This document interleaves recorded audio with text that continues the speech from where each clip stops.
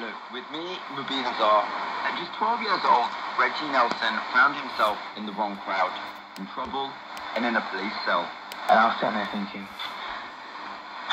why am I here? Like, I'm seeing people's names and I'm thinking, this guy's a bad guy. And I never saw myself as a bad guy. It was a turning point. Reggie wanted to change his future. Inspiration came from an unlikely source, a TV show where comedian John Rivers asked people a simple question: how did you get so rich? I saw a lot of practicality in what she was doing. So although my sister was watching it because it was funny and it was light-hearted and it was a good show, You was taking notes. I was taking notes. I was thinking, I wanted to know about them. So if I can replicate what they have done, then all of that will follow anyway. So Reggie started knocking on doors and asking questions. It would open up a whole new world. That's after the news. Hello, I'm Neil Nunes with the BBC News. A jury in the United States has sentenced to death a gunman who murdered 11 people at a synagogue in the city of Pittsburgh. 7 others, including 5 police officers, were injured when Robert Bowers opened fire at the Tree of Life synagogue 5 years ago. Joe Inwood has this report. It was the worst anti-Semitic attack in American history. 3 congregations sharing the same synagogue, targeted by the 50-year-old truck driver, Robert Bowers. He attacked the Pittsburgh Tree of Life synagogue on October 2018. 11 people died. His oldest victim was 97. Bowers was shot multiple times by the police, but survived his injuries to face justice. Now, that process has taken place. A jury of 12 of his peers voted unanimously for him to receive the death penalty. Police in Brazil say at least 10 people have been killed in an operation in Rio de Janeiro. 3 others were hurt. It's the latest in a series of deadly raids by the security forces across Brazil. It's Katie Watson. A military police spokesman said officers had returned fire during an operation targeting criminal gangs in a slum area in the north of Rio de Janeiro.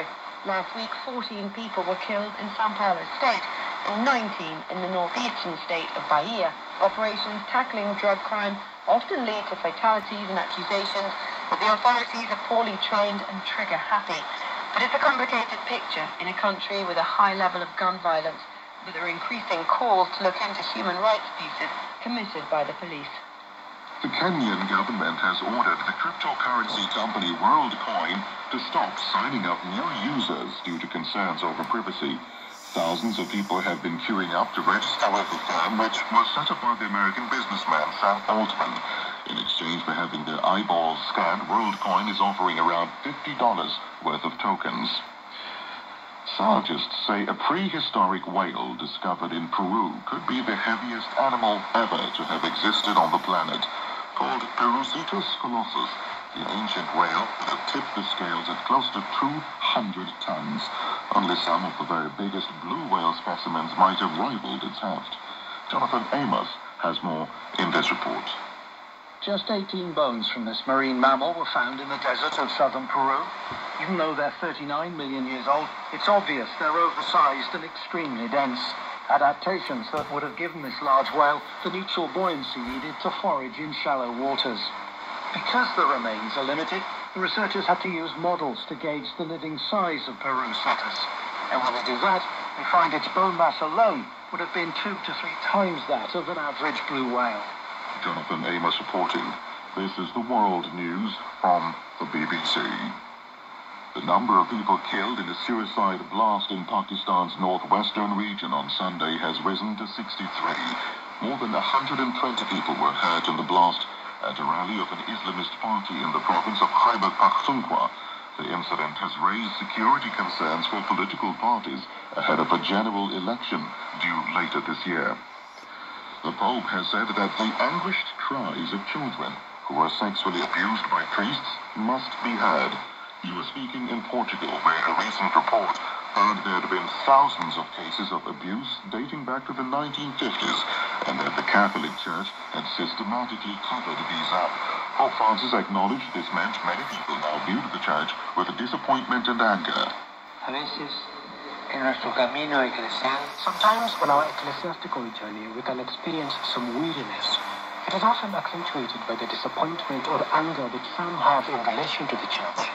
In some cases, cases, due to our bad testimony and the scandals that have disfigured the church's face, there are calls for a humble and constant purification, starting from the anguished cries of the victims who must always be welcomed and listened.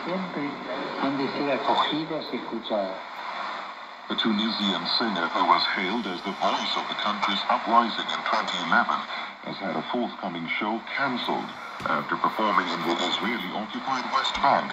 Last month, Emel Mathlouthi performed in Bethlehem, Ramallah and East Jerusalem to Palestinian audiences. Spain's tax agency says police have seized 2 tons of cocaine from a sailboat on what appears to be a new trafficking route. The value of the haul has been estimated at $76 million.